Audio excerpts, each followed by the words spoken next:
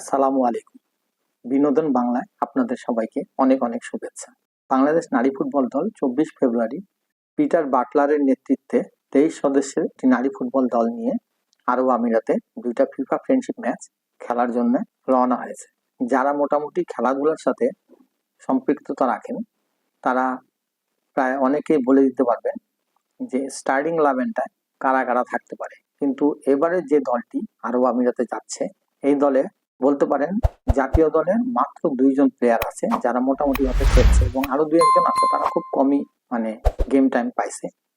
তো সেই ক্ষেত্রে এই মুহূর্তে যে দলটা যাবে সেটার একটা স্টার্টিং 11 আমার প্রেডিকশন আর কি আপনাদের সামনে উপস্থাপন করছি।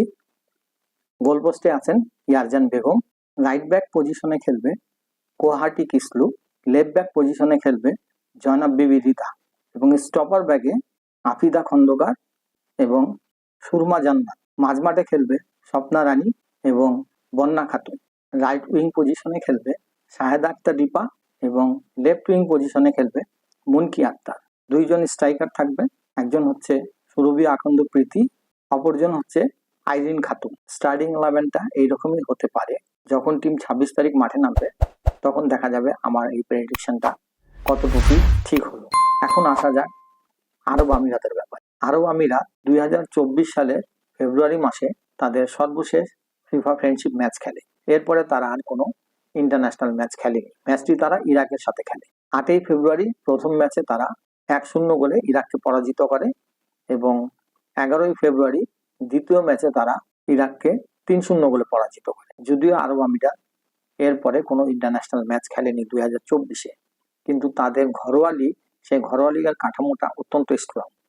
তারা ঘরোয়া লিগে এশিয়ার, ইউরোপের এবং আফ্রিকার বেশ কিছু নারী ফুটবলাররা তাদের লিগে খেলে থাকে এবং তাদের যে একটা ক্লাব আছে আবুধাবি কান্ট্রি ক্লাব, এই ক্লাবটা এএফসি চ্যাম্পিয়ন্স লিগের সেমিফাইনাল খেলছে। তার বুঝতে পারেন তাদের ঘরোয়া ফুটবল লিগটা কতটা শক্তিশালী।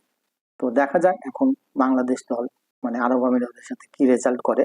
আরব আমিরাতের কোচের দায়িত্ব পালন করছেন হল্যান্ডের ভেরাপ 2025 সালের জানুয়ারি মাসে আরব আমিরাতের দায়িত্ব গ্রহণ করে এবং এর আগে আয়ারল্যান্ড নারী ফুটবল দলের কোচ ছিলেন এবং আয়ারল্যান্ড নারী ফুটবল দল তার হাত ধরেই 2023 সালের বিশ্বকাপ খেলার যোগ্যতা অর্জন করে।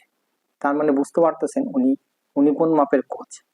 তো যদিও উনি খুব একটা সময় পায় নাই এই দলটাকে নিয়ে, তারপরেও দেখা যাক যে আমাদের সাথে তাদের যে ম্যাচটা, এই ম্যাচটা কেমন হয় এবং আমি আশা করি আমাদের মেয়েরা যথেষ্ট ভালো খেলবে এবং আমাদের মেয়েরা যথেষ্ট ডেডিকেটেড, তারা যথেষ্ট পরিশ্রমী।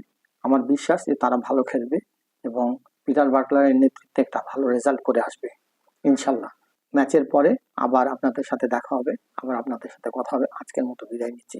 আসসালামু আলাইকুম ওয়া রাহমাতুল্লাহ।